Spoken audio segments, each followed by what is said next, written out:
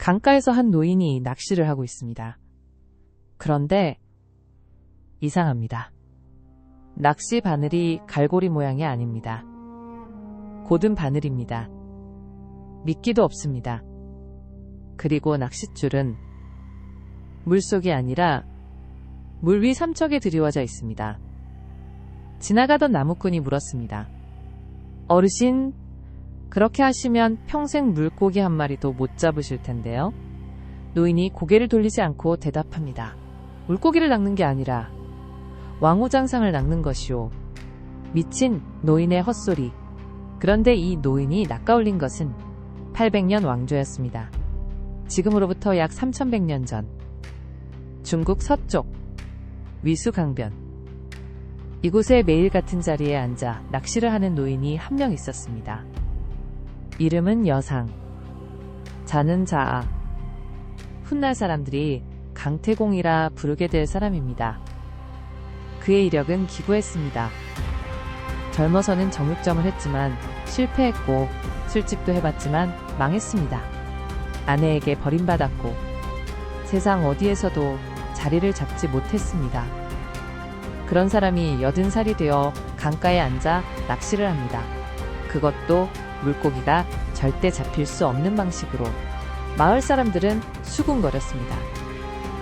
저 영감, 드디어 정신이 나갔구만.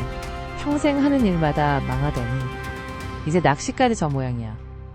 하지만 강태공은 아랑곳하지 않았습니다. 매일 새벽에 나와 해질녘까지 고든 바늘을 물 위 삼척에 들이운 채 앉아 있었습니다. 비가 와도, 바람이 불어도, 한여름 떼약볕에도, 한겨울 눈보라에도 그는 움직이지 않았습니다. 사람들이 아무리 비웃어도 그의 눈빛은 흔들리지 않았습니다. 마치 세상의 흐름을 읽고 있는 듯 강물을 바라보되 강물 너머 어딘가를 응시하고 있었습니다. 80해를 살면서 쌓아온 것은 실패의 기록이었지만 그 실패 속에서 갈고 닦은 것이 있었습니다. 천하를 다스리는 법, 군대를 움직이는 법, 사람의 마음을 읽는 법. 그는 알고 있었습니다. 자신의 때가 아직 오지 않았을 뿐이라는 것을. 그래서 기다렸습니다. 미끼도 갈고리도 없이 오직 고든 바늘 하나로. 그 무렵 서쪽 제후국 주나라에는 서백희창이라는 군주가 있었습니다. 훗날 문왕으로 불리게 될 사람입니다. 문왕은 어진 군주였습니다. 백성을 돌보고 현자를 찾아 예를 갖추며 작은 제후국이었던 주나라를 천하가 우러러보는 나라로 키워가고 있었습니다. 어느 날 문왕이 사냥을 나가기 전 점을 쳤습니다. 점괘가 나왔습니다. 이것은 곰도 아니고 범도 아니고 용도 아닌데 점관이 해석했습니다. 패왕의 스승을 얻으실 괴입니다. 이번 사냥에서 짐승이 아닌 천하를 보좌할 인물을 만나시게 될 것입니다. 문왕은 수레를 몰아 위수강변으로 향했습니다. 그리고 거기서 그 노인을 보았습니다. 허름한 차림에 백발이 성성한 노인. 고든 바늘에 미끼도 없이 물 위에 낚싯줄을 들이운 채 조용히 앉아있는 모습을 문왕은 수레에서 내려 직접 걸어갔습니다. 그리고 공손히 물었습니다. 어르신께서는 낚시를 좋아하십니까? 강태공이 고개를 들어 문왕을 바라보았습니다. 그 눈빛은 강물보다 깊었습니다. 신은 낚시를 좋아하는 것이 아닙니다. 세상에는 3가지 낚시가 있지요. 녹으로 낚고, 이름으로 낚고, 도로써 낚습니다. 물고기는 미끼를 탐하여 낚이지만 사람은 녹을 탐하여 낚입니다. 낚시의 이치가 곧 천하의 이치입니다. 문왕이 놀라 자세를 고쳐 앉았습니다. 말씀을 더 들려주시겠습니까? 강태공은 담담하게 이야기했습니다. 천하의 형세를, 은나라 조왕의 폭정을, 백성의 고통을, 그리고 천명이 어디를 향하고 있는지를. 그의 말 한마디 한마디에 문왕의 눈이 커졌습니다. 선군이신 태공께서 말씀하셨습니다. 언젠가 성인이 주나라에 올 것이고 주나라는 마침내 흥할 것이라고. 태공이 바라던 분이 바로 어르신이십니까?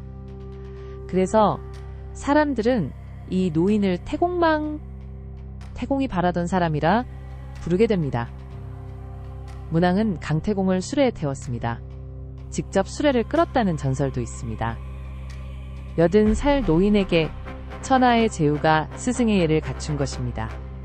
그날 강태공의 낚시는 끝났습니다. 고든 바늘이 마침내 제 몫을 한 것입니다. 강태공이 주나라에 들어갔을 때 천하는 암흑이었습니다. 은나라의 마지막 왕 주왕. 처음에는 총명했으나 달기에게 빠져 폭군이 된 자. 술로 연못을 만들고 고기를 나무에 걸어 숲을 이루고 벌거벗은 남녀를 그 사이에서 뒹굴게 한 주지웅님의 장본인. 충신비간이 가나면 심장을 꺼내보고 충신악비가 가나면 다리를 잘랐습니다. 포락지형이라 하여 기름을 바른 구리기둥 위를 걷게 하고 떨어지면 아래 숯불에 타 죽게 했습니다. 천하의 백성이 신음했습니다. 하늘이 진노할 폭정이었습니다. 강태공은 문왕의 군사가 되어 천천히 준비했습니다. 1000명이 옮겨가는 데에는 때가 있습니다. 서두르지 마십시오. 그러나 문왕은 대업을 이루기 전에 세상을 떠났습니다. 아들 희발, 훗날의 무왕이 뒤를 이었습니다. 무왕은 강태공을 아버지의 스승으로 자신의 스승으로 모셨습니다. 상부, 때가 되었습니까? 됐습니다. 기원전 1046년 무왕은 마침내 군대를 일으킵니다. 역사에 기록된 이름 목야대전. 주나라 군사 45,000, 은나라 군사 70만. 숫자만 보면 승부는 정해져 있었습니다. 하지만 강태공은 웃었습니다. 군대의 힘은 수에 있지 않습니다. 민심에 있습니다. 그의 말대로였습니다. 은나라 군사 70만은 전장에 나서자마자 창끝을 돌려 주왕을 향했습니다. 백성의 군대가 폭군을 위해 싸울 리가 없었던 것입니다. 봉신연의에서는 이 전쟁을 신들의 대전으로 그립니다. 나타가 풍화륜을 타고 달리고 양전이 천리안으로 적을 살피며 뇌진자가 번개를 부릅니다. 강태공은 타오신편을 휘둘러 신과 선인과 요괴들을 봉신방에 올렸습니다. 하늘의 전쟁이자 땅의 혁명.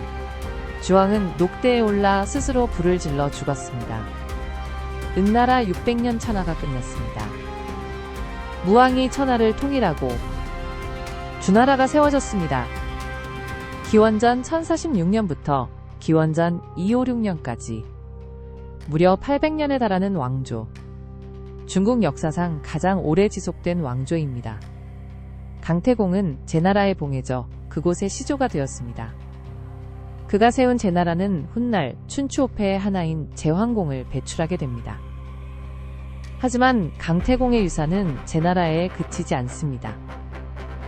주나라가 만든 예약제도, 봉건질서, 천명사상, 이것이 중국 문명의 뼈대가 됩니다. 500년 뒤 공자는 이렇게 말합니다.